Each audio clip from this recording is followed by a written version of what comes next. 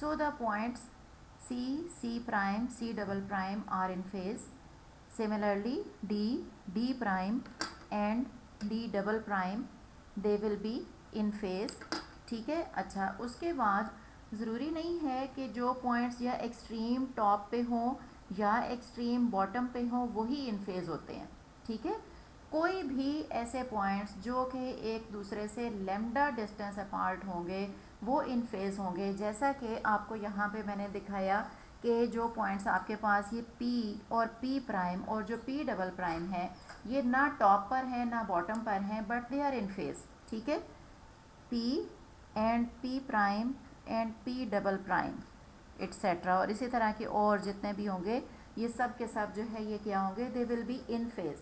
ठीक है. और जो पॉइंट्स जो होते हैं इन फेज़ होते हैं उनके बीच में फासला कितना होता है, हमेशा वेवलेंथ का इंटीग्रल मल्टीपल होता है. यानी कि या लैम्डा होगा 2 lambda 3 lambda up to n lambda. ठीक है. उसके बाद हम उन पॉइंट्स की बात करते हैं which are out of phase. तो कुछ पॉइंट्स होते हैं उनको हम कहते हैं कि they are in phase and there are certain points which are out of phase. ठीक है. ये तो इन फेज़ वाले पॉइंट्स थे. अब हम देखते हैं कि कौन से पॉइंट्स हैं which are out of phase. Points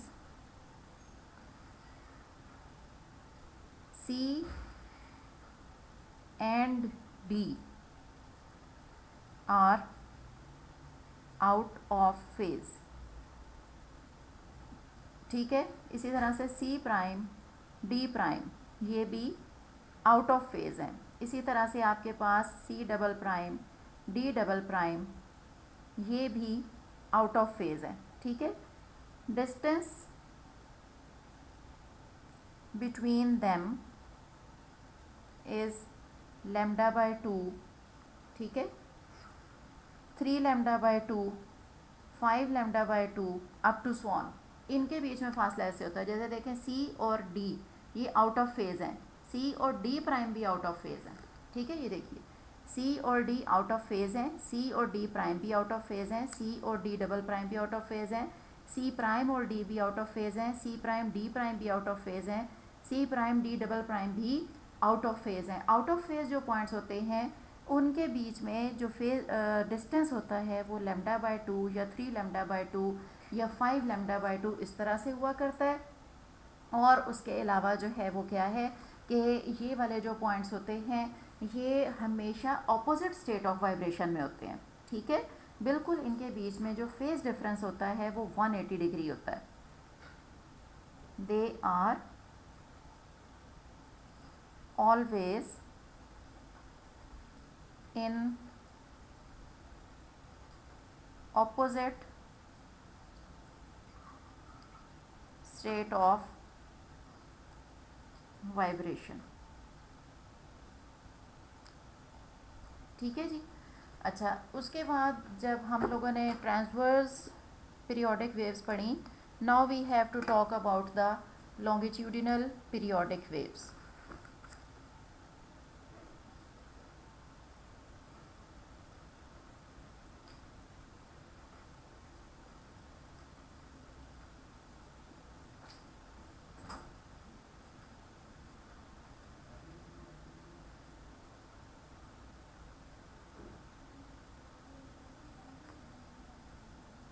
longitudinal periodic waves जो हैं ये जिस तरह से हमारे पास लॉन्गिट्यूडिनल वेव्स जो होती हैं they consist of compression and rarefaction. तो इनमें भी कंप्रेशन और रेयरफेक्शन होंगे. इसको समझने के लिए जो सेटअप एक बनाया गया है वो ये है कि यहाँ से हम लोगों ने थ्रेड्स जो है ना वो लटकाए हैं और इन थ्रेड्स के साथ हमने बांधा है नीचे एक अदद स्प्रिंग. ठीक है. और ये थ्रेड्स हैं. ठीक है. और ये जो थ्रेड्स हैं ये कनेक्टेड हैं यहाँ पर एक स्प्रिंग के साथ. जिस वक्त आप यहाँ पर कोई भी डिस्टर्बेंस नहीं देते स्प्रिंग भी उसमें भी कोई वेव नहीं है और जो थ्रेड्स होंगे ये बिल्कुल वर्टिकली सीधे होंगे. फिर हम क्या करते हैं that we apply a force. ठीक है. और फोर्स अप्लाई हम किस तरह से करते हैं उसका मैं अभी आपको एंगल दिखा देती हूँ.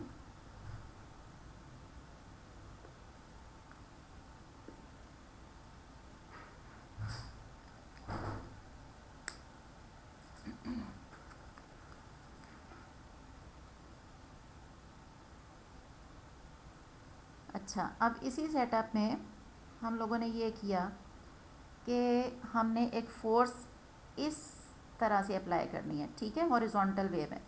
जब हम ये फ़ोर्स अप्लाई करते हैं तो जो स्प्रिंग है इसमें कंप्रेशन और रेयरफेक्शंस पैदा होते हैं। कंप्रेशन हम उस पॉइंट को कहते हैं जहाँ पर मीडियम के जो पार्टिकल्स होते हैं वो एक दूसरे के करीब हो जाते हैं, और रेयरफेक्शन हम उस पॉइंट को कहते हैं जहाँ पर जो मीडियम के पार्टिकल्स हैं एक दूसरे से दूर हो जाते हैं, ठीक है। तो जब स्प्रिंग में कंप्रेशन पैदा होगा तो वहाँ पर जो थ्रेड्स हैं वो भी इस तरह से एक दूसरे के करीब हो जाएंगे, ठीक है। जहाँ पर रेयरफेक्शन होगा वहाँ पर जो थ्रेड्स हैं वो एक दूसरे से ऐसे दूर दूर हो जाएंगे, खुले हो जाएंगे। फिर कंप्रेशन पर क्या होगा कि थ्रेड्स आर गेटिंग क्लोज़र, ठीक है, और जो रेयरफेक्शन है वहाँ पर आपके जो थ्रेड्स हैं दे आर गेटिंग अपार्ट, ठीक है। कंप्रेशन में दे आर गेटिंग क्लोज़र, ठीक। तो जैसे जैसे हमारे पास ये देखिए ये वाला कंप्रेशन है, ये रेयरफेक्शन है, ये कंप्रेशन है, ये रेयरफेक्शन है, ये कंप्रेशन, फिर इसके बाद आपके पास आएगा रेयरफेक्शन, ठीक है। तो जो हम इसका भी डायग्राम या ग्राफ बनाएंगे वो भी हम एक साइन कर्व के साथ ही हम शो करेंगे कि जहाँ जहाँ हमने कंप्रेशन दिया वहाँ हमने इसका क्रेस्ट शो कर दिया, और जहाँ रेयरफेक्शन है वहाँ हमने इसका जो है वो ट्रफ शो कर दिया। So this is a longitudinal periodic wave. It will consist of compressions and rarefactions. तो ये हमने एक सेटअप बनाया था इसको समझने के लिए कि जो लॉन्गिट्यूडिनल पीरियोडिक वेव होती है वो किस तरह से हमारे पास जनरेट होती है, ठीक है। अच्छा, now we have to discuss an important topic and it is about the calculation of the speed of sound in air.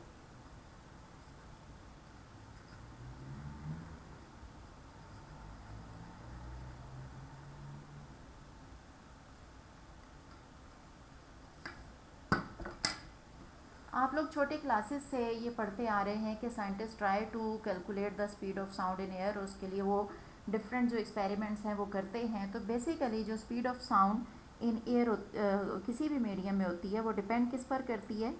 Speed of sound in a medium depends upon number 1 its compressibility,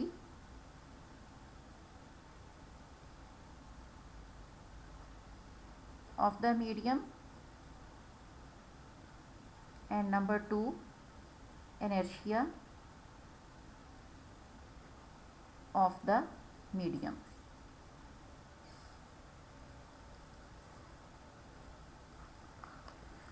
अच्छा, और जो इसके लिए हमारे पास formula है वो है it is given by V is equal to E divided by rho, ठीक है. E क्या है यहाँ पर? Modulus of elasticity. Modulus of elasticity से हमें पता चलता है कि हमारा मीडियम कितना कंप्रेसिबल है और कितनी उसकी कंप्रेसिबिलिटी नहीं है. और रॉ जो है it is density of the medium, जिससे हमें अंदाज़ा होगा कि मीडियम का इनर्शिया कितना है, ठीक है. तो इन जनरल आपको पता है कि इन सॉलिड्स जो स्पीड ऑफ साउंड है it is much greater then in gases, ठीक है. Speed of sound in solids is much greater than the speed of sound in gases. उसका रीज़न ये है because gases can be compressed very easily, hence have low value of the modulus of elasticity. तो इस वजह से इनका modulus of elasticity लो होता है. जब ये E लो होगा, E की वैल्यू कम होगी तो V की वैल्यू भी कम हो जाएगी, ठीक है. अब हम देखते हैं कि न्यूटन ने एक एफर्ट की to calculate the speed of the sound, और वो उसने किस तरह से कैलकुलेट की, Newton's formula for the speed of sound in air. इसके लिए आपको पता है कि साउंड वेव जो होती हैं ये लॉन्गिट्यूडिनल वेव्स हैं, आर लॉन्गिट्यूडिनल वेव्स। तो जब ये एयर में से गुजरेंगी तो ये क्या क्रिएट करेंगी, वहाँ पर कंप्रेशन और रेयरफेक्शन क्रिएट करेंगी, ठीक है। Therefore as they pass through air they create compression and rarefactions, ठीक है। कंप्रेशन और रेयरफेक्शन ये क्रिएट करती हैं। और ठीक है, एट कंप्रेशन में क्या होता है कि एयर के मॉलिक्यूल जो हैं वो एक दूसरे के करीब हो जाते हैं, तो वहाँ उसने एज्यूम किया कि वहाँ पर एयर का टेम्परेचर बढ़ जाता है, ठीक है। वहाँ पर जो है वो प्रेशर उसका हाई हो जाता है, और क्या नाम है, सॉरी, कंप्रेशन के ऊपर क्या होता है, पार्टिकल्स एक दूसरे के करीब हो जाएंगे, प्रेशर बढ़ जाएगा, वॉल्यूम कम हो जाएगा। At compressions molecules they come close, therefore P changes to P plus delta P and V changes to V plus delta V, ठीक है। प्रेशर भी चेंज हो जाएगा और जो वॉल्यूम है वो भी वहाँ पर क्या होगा कि वो चेंज हो जाएगा, ठीक है। फिर उसने यहाँ पर अप्लाई किया बॉयल्स लॉ,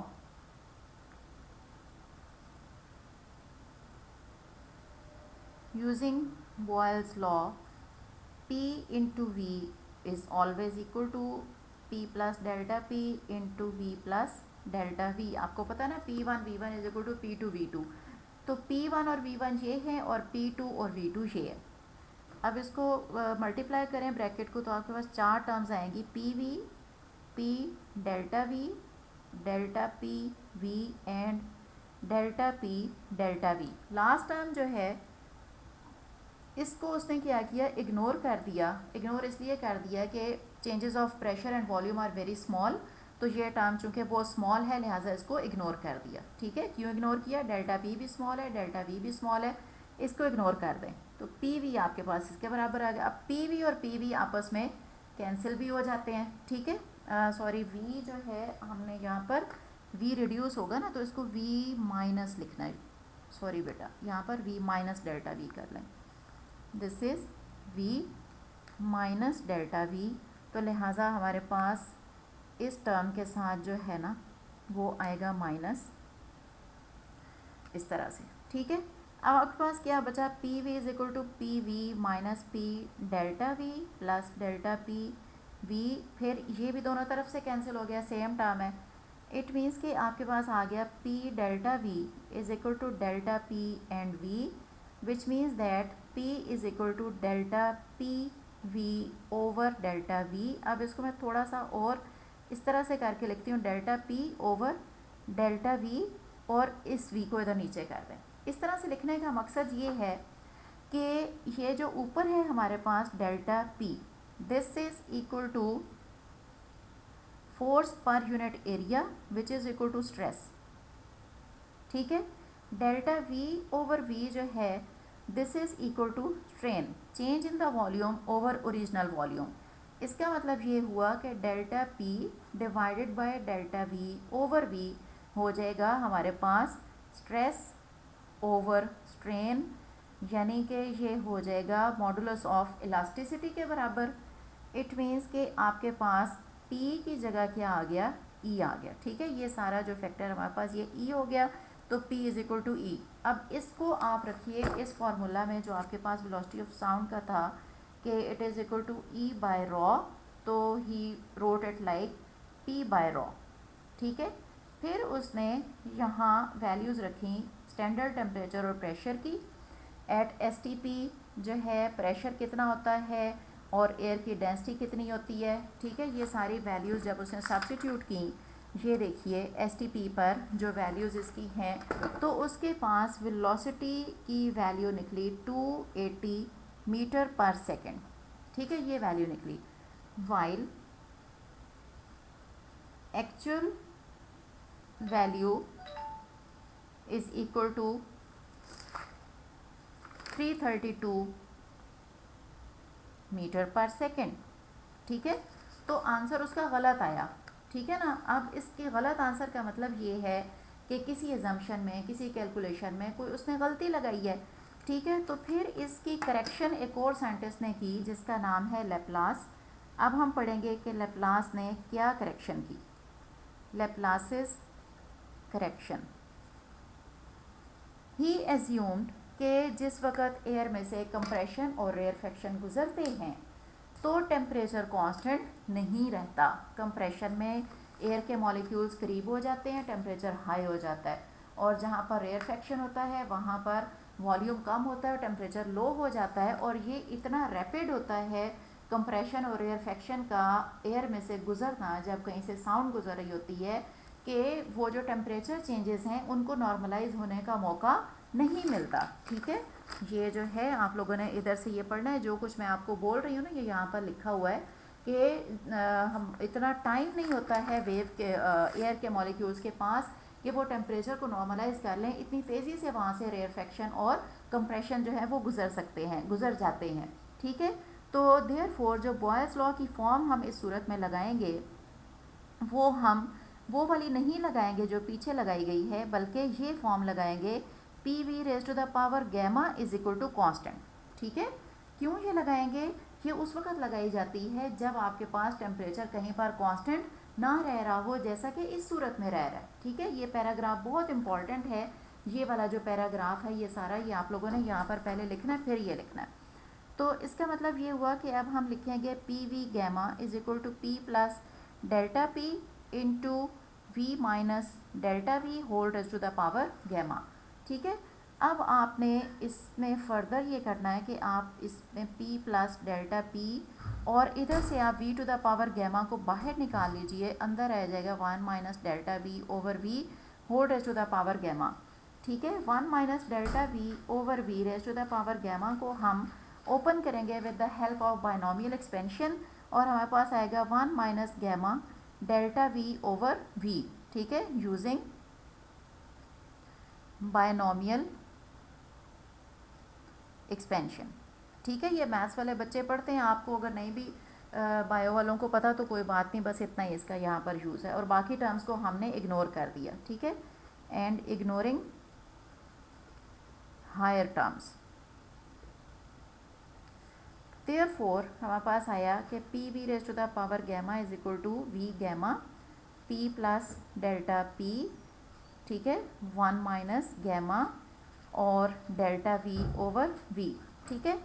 अब हम इस सारे को जो है वो कर लेंगे, ओपन कर लेंगे, V to the power gamma को दोनों तरफ से कैंसिल भी कर दीजिए, और इन दोनों टर्म्स को आपस में मल्टीप्लाई करें, आपके पास आएगा p minus gamma p delta v over v plus delta p and minus gamma delta p delta v over v, ठीक है। उसके बाद फिर हमने इस टर्म को फिर इग्नोर कर देना है, क्योंकि इसमें डेल्टा पी डेल्टा वी दोनों आ गए, दोनों स्मॉल क्वांटिटीज़ हैं, और इधर आपके पास है p, और अब आपके पास क्या रह गया, p is equal to p minus gamma p delta v over v plus delta p, फिर p को भी काट दें, ठीक है। So you get gamma p delta v over v is equal to delta p, which means that gamma p is equal to delta p over delta v over v, and this is equal to the modulus of elasticity, यानी कि modulus of elasticity अब आपके पास gamma p के बराबर आया। तो इसका मतलब ये है कि आप वेलोसिटी की वैल्यू लिखेंगे गैमा p ओवर रॉ, ठीक है, गैमा p ओवर रॉ लिखेंगे। For air gamma is equal to 1.41, तो ये वैल्यूज़ पुट करें तो v आपके पास आंसर में जो आ जाता है वो है 333 मीटर पर सेकेंड, जो कि क्या है कि it is much closer to the actual value. ठीक है, तो इस तरह से लेप्लास ने उसके आंसर में जो मिस्टेक थी उसको फाइंड आउट कर लिया और उसको करेक्ट कर लिया। ठीक है, चलें आज का लेक्चर हम यहाँ पे ख़त्म करते हैं, बाकी इंशाल्लाह फिर पढ़ेंगे। अस्सलामु अलैकुम वरहमतुल्लाह।